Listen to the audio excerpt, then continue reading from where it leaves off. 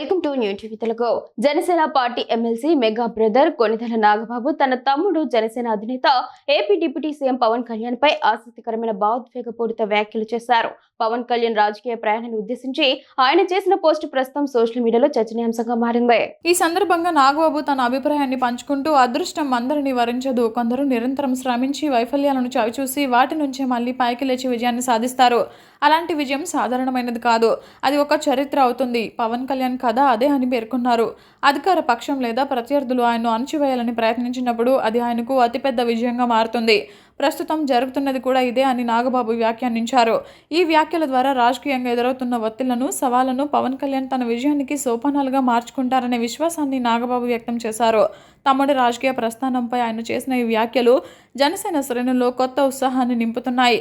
పవన్ సభకు హైదరాబాద్లో అనుమతి నిరాకరణ ఎదురైన నేపథ్యంలో నాగబాబు తాజా పోస్ట్ ప్రాధాన్యత సంతరించుకుంది.